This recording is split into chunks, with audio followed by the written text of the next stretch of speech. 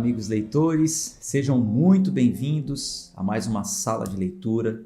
Mais uma sala aberta com um prazer enorme, de poder estar aqui junto com você nessa sala, para quem acompanha essa transmissão ao vivo ou para quem assiste a gravação em qualquer outro horário. Eu sei que você que está aí do outro lado está aí pelo mesmo propósito que eu, lermos a Bíblia.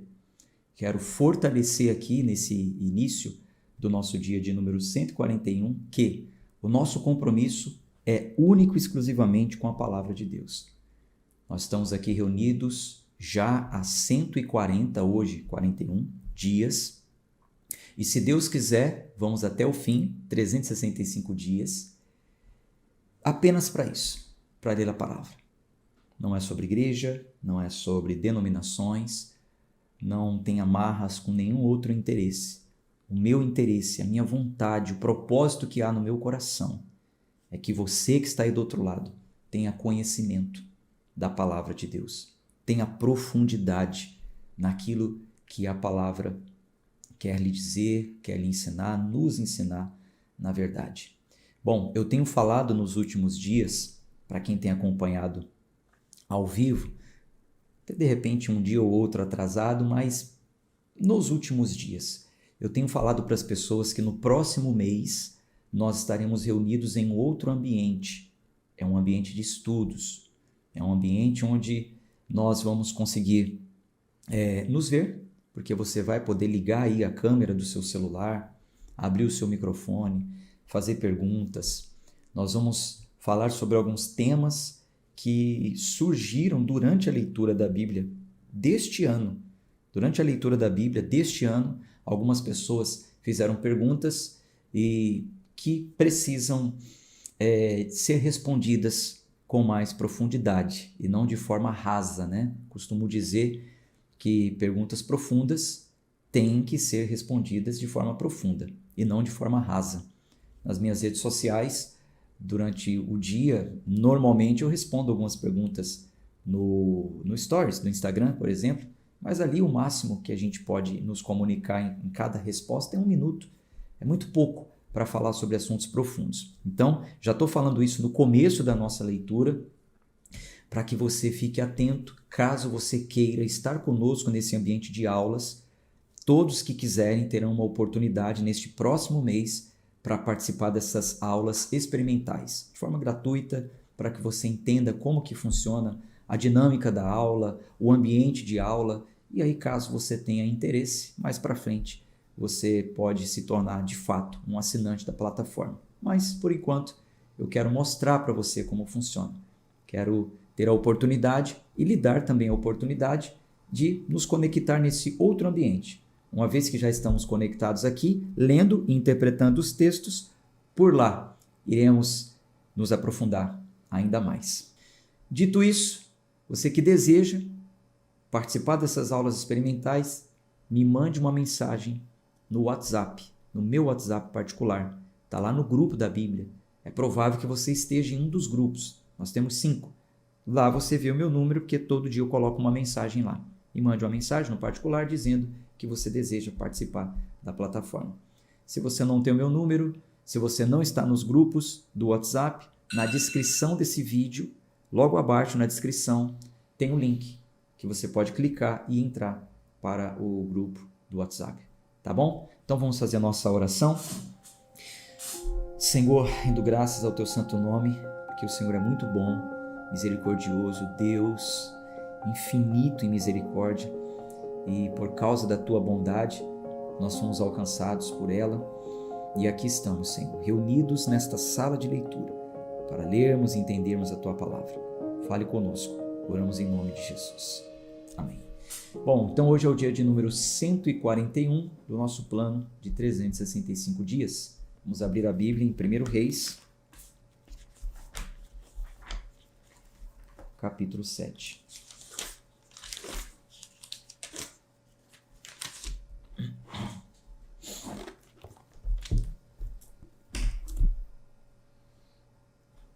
Primeiro Reis, capítulo 7. A Bíblia aparece aí para você também na tela, para que você possa acompanhar. versículo 1. Porém, Salomão estava construindo a sua própria casa. Havia 13 anos. E ele terminou toda a casa. Ele construiu também a casa da floresta do Líbano. O seu comprimento era de 100 côvados, e a sua largura de 50 côvados, e a sua altura de 30 côvados, sobre 4 fileiras de pilares de cedro, com vigas de cedro sobre os pilares. Então, nós vemos até aqui a construção do templo ao Senhor. Salomão também estava construindo a sua casa, e além da sua casa, ele tinha a casa da floresta, né? Normalmente as pessoas que têm condições também fazem isso, né? Tem a casa na cidade e tem a casa no campo, um sítio. Ele tinha a casa da floresta. Versículo 3.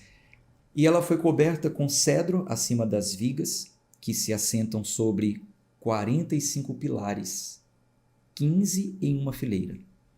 E havia janelas em 3 fileiras, e a luz estava contra a luz em 3 fileiras. E havia janelas em 3 fileiras, e luz estava contra a luz em 3 fileiras.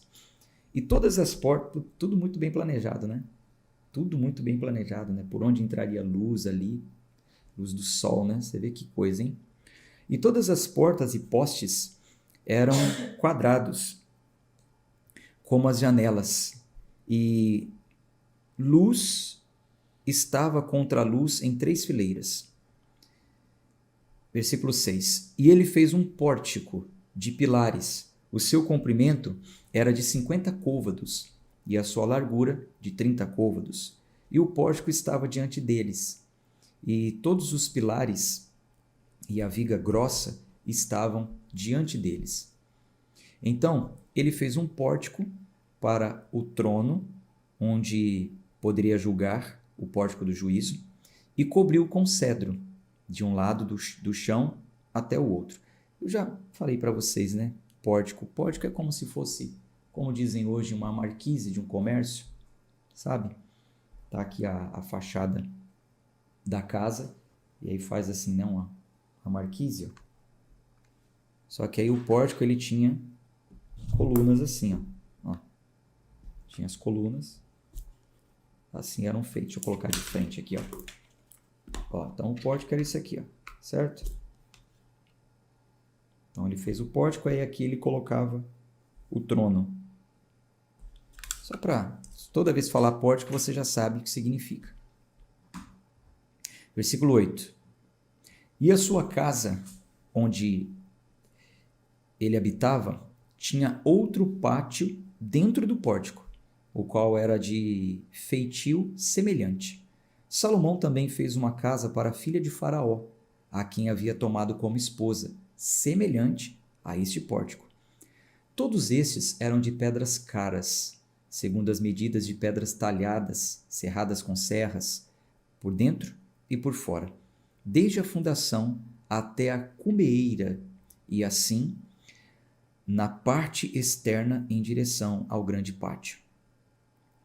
E a fundação era de pedras caras, pedras grandes, pedras de 10 côvados e pedras de 8 côvados.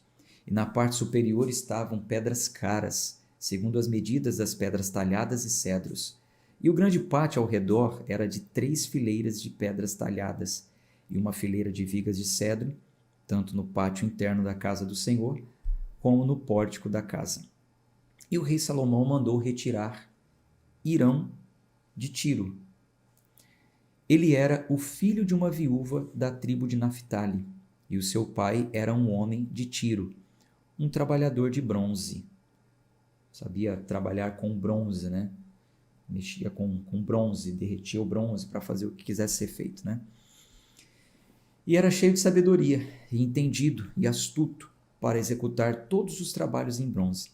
E ele veio até o rei Salomão e executou todo o seu trabalho. Porquanto ele fundiu pilares de bronze de 18 côvados de altura por peça, e uma linha de 12 côvados envolvia a ambos. E ele fez 2 capitéis de bronze derretido para serem postos no alto dos pilares. A altura de um capitel era de 5 côvados, e a altura do outro capitel era de 5 côvados. e redes de trabalho trançado, e redes em forma de correntes para os capitéis que estavam no alto dos pilares, 7 para um capitel e 7 para outro capitel. E ele fez os pilares e 2 fileiras ao redor sobre uma rede, para cobrir os capitéis que estavam no alto, com romãs, e assim fez para outro capitel. E os capitéis que estavam no alto dos pilares eram lírios, trabalhados no pórtico 4 côvados, e os capitéis sobre os 2 pilares também tinham romãs no alto, em cima do bojo que estava junto à rede. E as romãs eram 200, em fileiras em redor sobre o outro capitel. E ele levantou os pilares no pórtico do templo, e levantou o pilar da direita, e chamou de Jaquim, e levantou o pilar esquerdo, e o chamou de Boaz.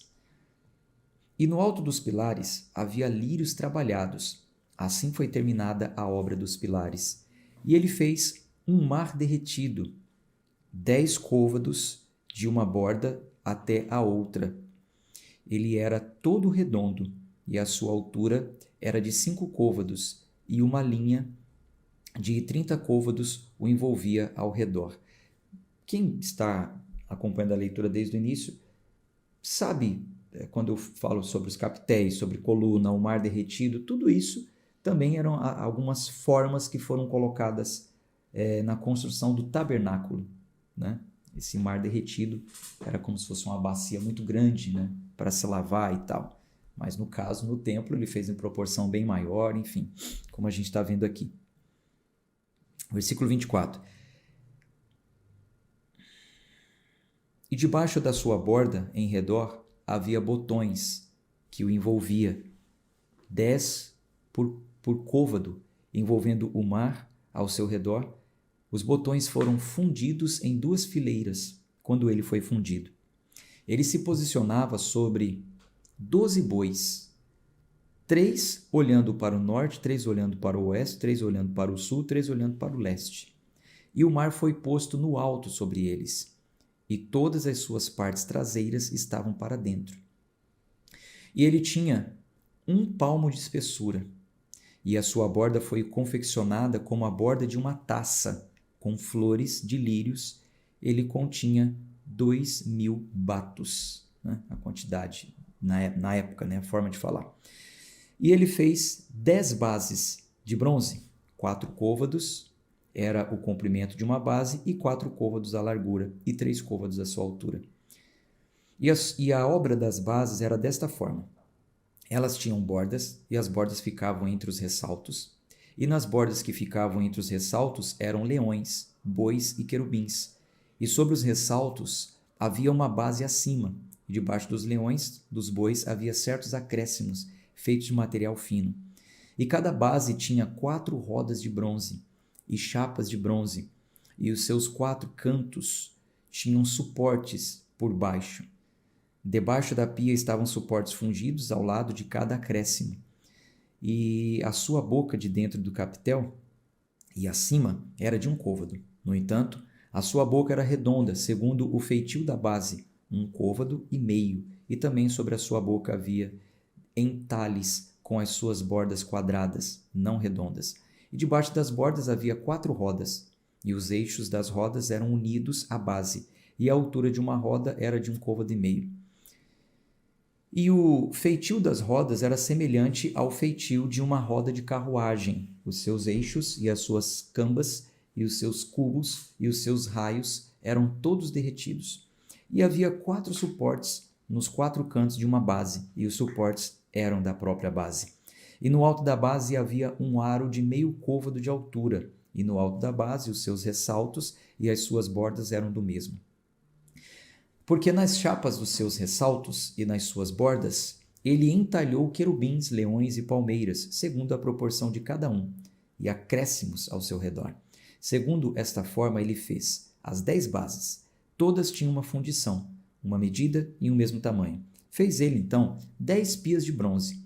Uma pia continha 40 batos, e cada pia era de 4 côvados, e sobre cada uma das 10 bases uma pia. E ele pôs 5 bases do lado direito da casa e 5 do lado esquerdo da casa.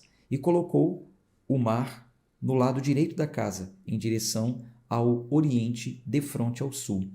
E Hirão fez as pias e as pás e as bacias. Assim, Hirão terminou de fazer toda a obra que fez ao rei Salomão para a casa do Senhor. Os 2 pilares, os 2 globos dos capitéis que estavam no alto dos 2 pilares, e as 2 redes para cobrir as 2 tigelas dos capitéis que estavam no alto dos pilares, e 400 romãs para as 2 redes, a saber, 2 fileiras de romãs para uma rede para cobrir 2 tigelas dos capitéis que estavam sobre os pilares, e as 10 bases e as 10 pias sobre as bases em um mar, e 12 bois debaixo do mar, e as panelas e as pás e as bacias e todos aqueles vasos, os quais Hirão fez para o rei Salomão para a casa do Senhor, eram de bronze lustroso. Na planície de do Jordão, o rei os fundiu no solo argiloso entre Sucote e Zaretã. E Salomão deixou de pesar todos os vasos porque eles eram muitíssimos. Tão pouco o peso do bronze foi conhecido. Salomão nem pesou porque era muita coisa. Então nem sabe o total, né, do peso do bronze que foi usado para fazer tudo aquilo.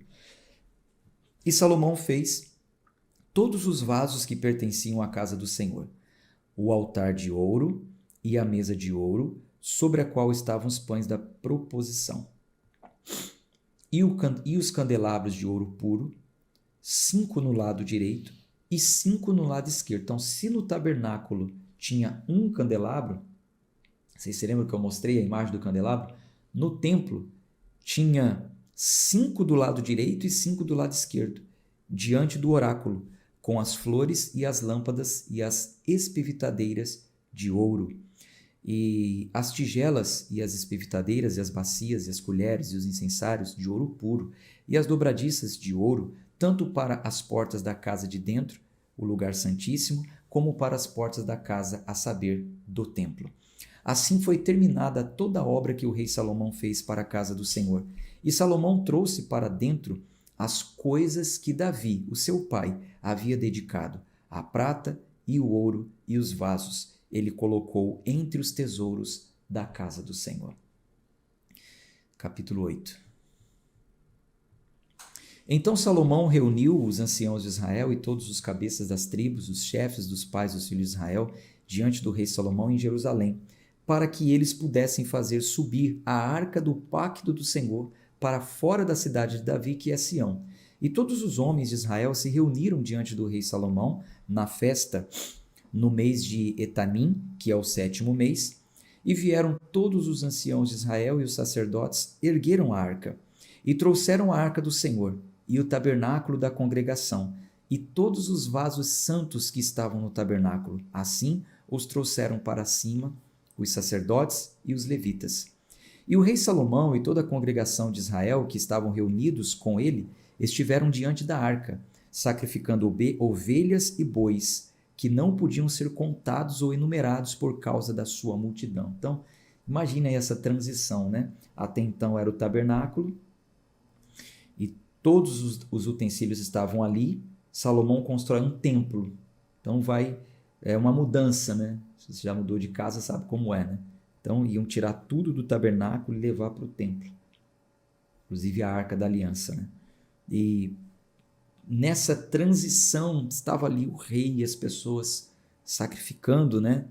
E não dava nem para contar a quantidade de ovelhas e bois que foram apresentados ali. Versículo 6. E os sacerdotes trouxeram a arca do pacto do Senhor até o seu lugar, dentro do oráculo da casa, ao lugar santíssimo, bem debaixo das asas dos querubins. Porquanto os querubins estendiam as suas 2 asas sobre o lugar da arca, e os querubins cobriam a arca e as suas hastes pelo alto. E eles removeram as hastes, de forma que as extremidades das hastes eram vistas fora, no lugar santo, na frente do tabernáculo, e não eram vistas na parte de fora, e ali estão até este dia. Não havia nada na arca, salvo as 2 tábuas de pedra, as quais Moisés ali colocou em Horebe, quando o Senhor fez um pacto com os filhos de Israel, quando eles saíram da terra do Egito. E sucedeu, quando os sacerdotes haviam saído do lugar santo, que a nuvem encheu a casa do Senhor, de tal modo que os sacerdotes não conseguiam ficar em pé para ministrar por causa da nuvem, porque a glória do Senhor havia enchido a casa do Senhor. Então falou Salomão: o Senhor disse que habitaria na profunda escuridão. Seguramente edifiquei para ti uma casa para nela habitares, um lugar firme para habitares eternamente. E o rei virou a sua face e abençoou toda a congregação de Israel. E toda a congregação de Israel se pôs de pé. E disse: bendito seja o Senhor de Israel, o qual falou com a sua boca a Davi, o meu pai, e, pela sua mão, o cumpriu, dizendo: desde o dia em que retirei o meu povo de Israel do Egito, não escolhi cidade alguma para todas as tribos de Israel para edificar uma casa, a fim de que o meu nome pudesse nela estar, mas escolhi Davi para estar sobre o meu povo Israel. E estava no coração de Davi, o meu pai, edificar uma casa para o nome do Senhor, Deus de Israel. E o Senhor disse a Davi, o meu pai: porquanto estava no teu coração edificar uma casa para o meu nome, fizeste bem ao teres isso no teu coração. Todavia, não edificarás a casa, mas o teu filho que sairá dos teus lombos, ele edificará a casa para o meu nome. E o Senhor cumpriu a sua palavra que falou. E me levantei no lugar de Davi, o meu pai, e me assentei no trono de Israel, como o Senhor prometeu, e edifiquei uma casa para o nome do Senhor, Deus de Israel. E pus ali um lugar para a arca, no qual está o pacto do Senhor, o qual ele fez com os nossos pais, quando os retirou da terra do Egito. E Salomão se pôs de pé diante do altar do Senhor, na presença de toda a congregação de Israel, e estendeu as suas mãos em direção ao céu. E ele disse: Senhor Deus de Israel, não há Deus como tu no céu acima, nem na terra abaixo, que guarda o pacto e a misericórdia para com os teus servos que andam diante de ti com todo o seu coração. Que tem guardado com o teu servo, Davi, o meu pai,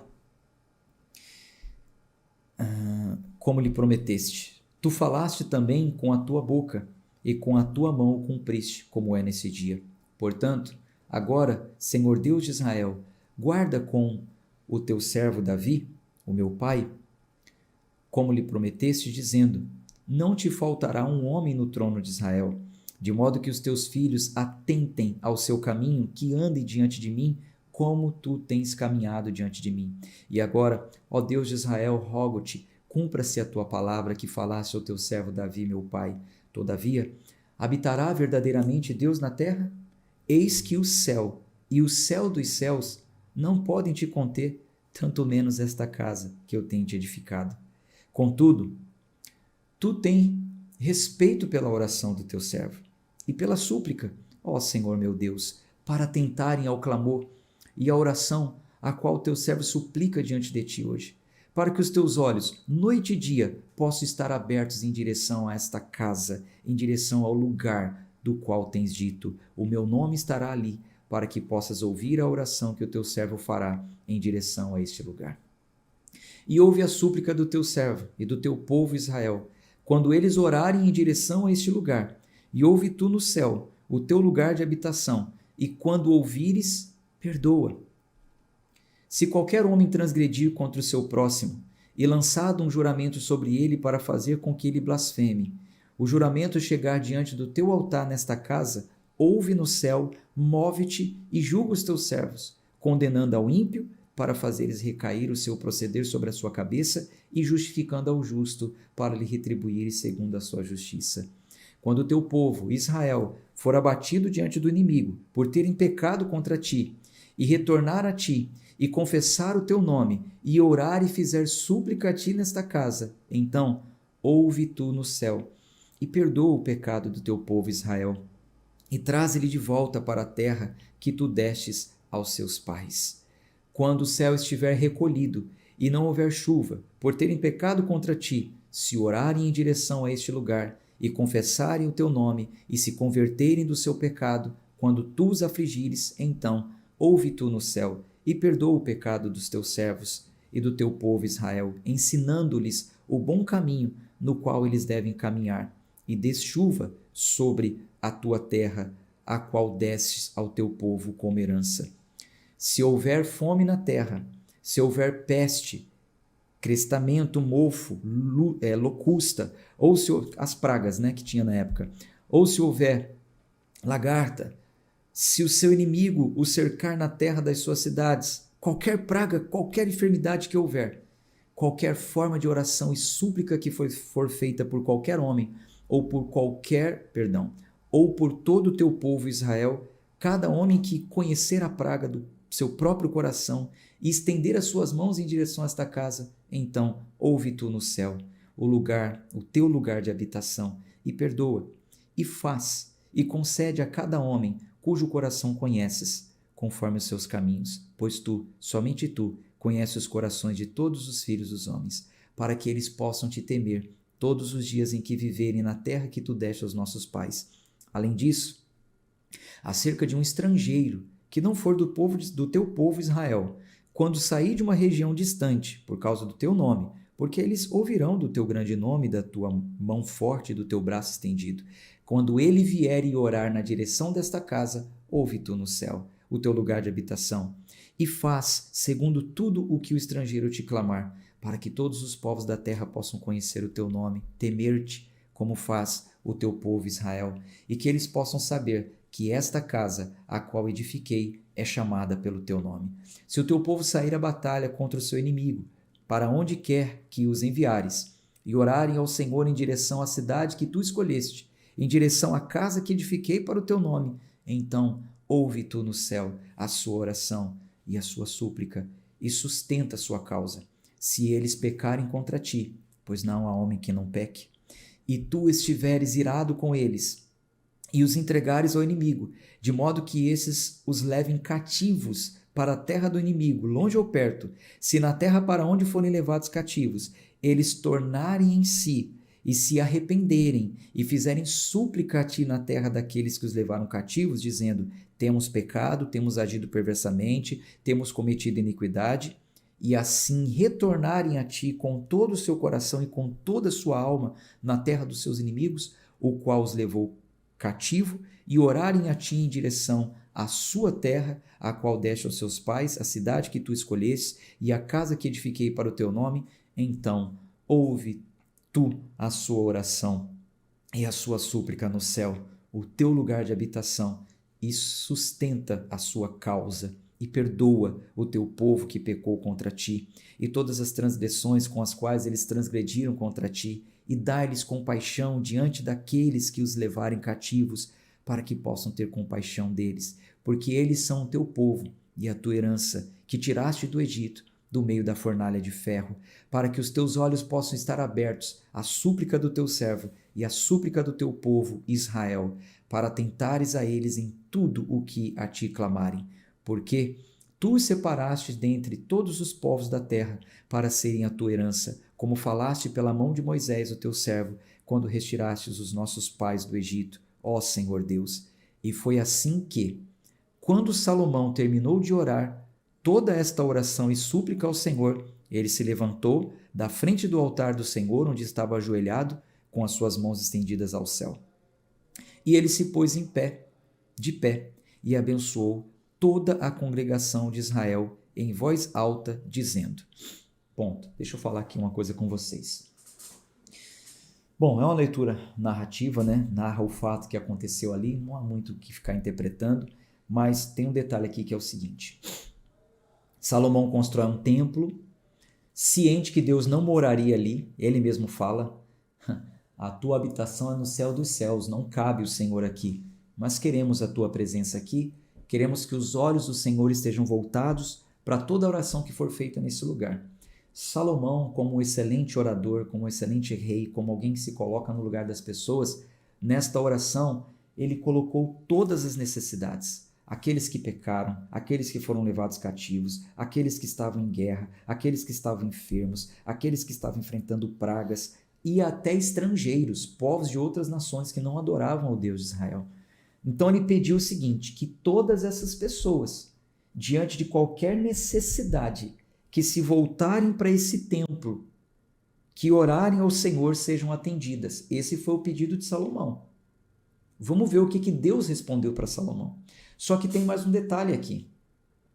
Veja que Salomão, ele mostra essa total empatia em querer que as pessoas tenham as suas orações respondidas e as suas vidas mudadas, transformadas.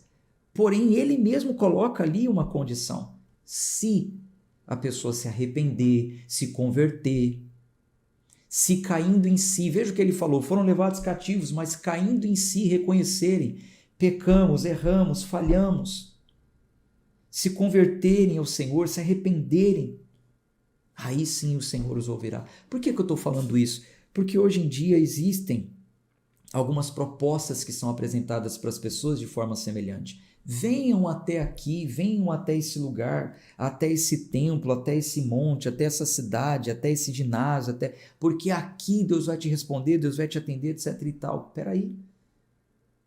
Aí a pessoa chega lá com essa promessa que Deus vai mudar a sua vida, você que tem praga, você que tem doença, você que está em guerra, você que está em crise, você que está isso. Deus vai te responder, vai te ouvir. Ah, que legal, maravilha, glória a Deus. Porque Ele te ama, porque Deus é maravilhoso, porque Ele quer o seu bem. Tá. Mas e o confronto com o pecado, com o erro? E a mudança? E o arrependimento? Então não é bem assim que a coisa funciona. O mesmo orador que está dizendo que Deus poderá responder é o que está dizendo caso você mude, se arrependa, se conserte. Estou falando isso porque hoje em dia está muito fácil falar dessa forma. Deus vai mudar a sua vida, e isso, e tome posse disso, daquilo. Tá, mas e a sua vida está mudada? Qual é a sua conduta diante do Senhor, que é santíssimo? Bom, Salomão fez esse pedido a Deus. Vamos ver o que Deus respondeu. Pedido ousado, né? Você vê que ele falou que mesmo à distância, qualquer pessoa, se ela estiver longe, estender a mão na direção dessa cidade, na direção desse templo, que ela seja respondida. E isso, gente, nós estamos falando velho concerto, velha aliança, templo de Salomão. Quando Jesus esteve aqui, uma mulher perguntou para ele, nós já passamos por essa leitura, e ela disse: os nossos pais diziam que é no templo que nós devemos... Aliás, os nossos pais diziam que era no monte. Vós dizeis que é no templo. E agora, é no monte ou no templo? Para onde devemos voltar as nossas orações? A mulher estava confusa, como hoje em dia tem muita gente confusa. E Jesus falou: não é no monte nem no templo, mas chegou a hora, que é em espírito e em verdade.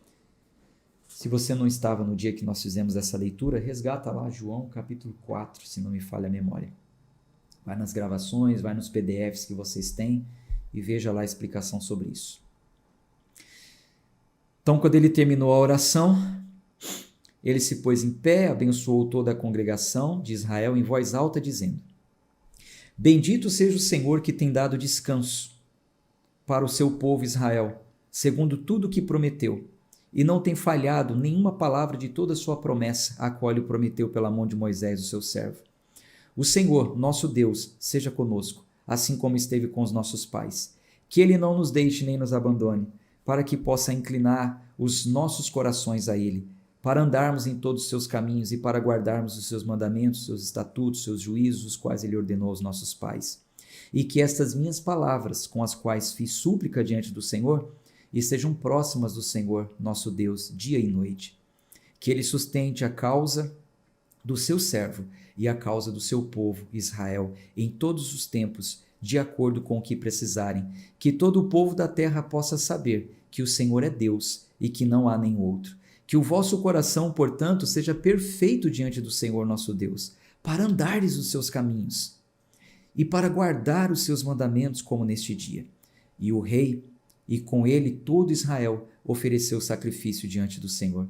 E Salomão ofereceu um sacrifício de ofertas de paz, o qual ele ofereceu ao Senhor 22.000 bois.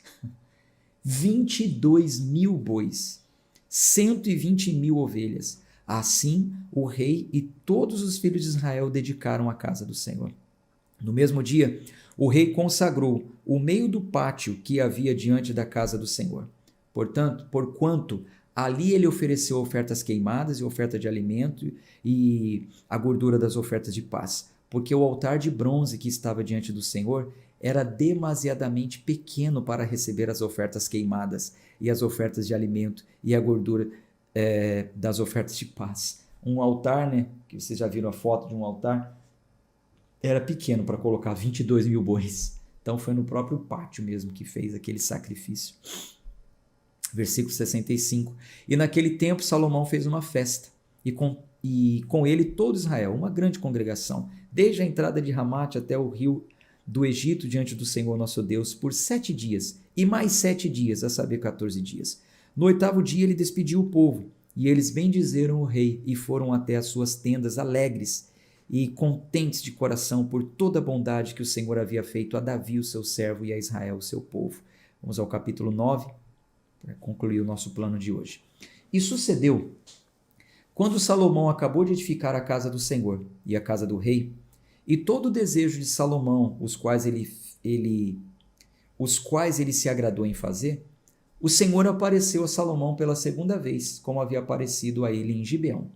Então tá bom, Salomão orou, terminou a construção, orou, sacrificou e tal, agora Deus aparece com a resposta. E o Senhor lhe disse: ouvi a tua oração e a tua súplica, que fizeste diante de mim. Eu consagrei essa casa que tu edificaste para ali colocar o meu nome para sempre, e os meus olhos e o meu coração estarão ali perpetuamente. E se tu andares, agora vem a condição, e se tu andares diante de mim como Davi o teu pai andou, em integridade de coração e em retidão para fazer segundo tudo que tenho ordenado, e guardares os meus estatutos, os meus juízos, então, tá vendo a condição?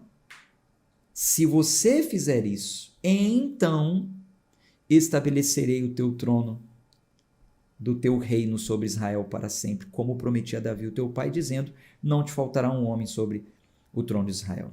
Se vós, porém, insistirdes em se desviar de me seguir, vós e vossos filhos, e não guardardes os meus mandamentos, os meus estatutos, os quais coloquei diante de vós, mas fordes e servirdes a outros deuses e os adorardes, então eu cortarei Israel da terra que lhes dei, e esta casa que santifiquei para o meu nome, lançarei da minha vista, e Israel será um provérbio e um escárnio no meio de todo o povo.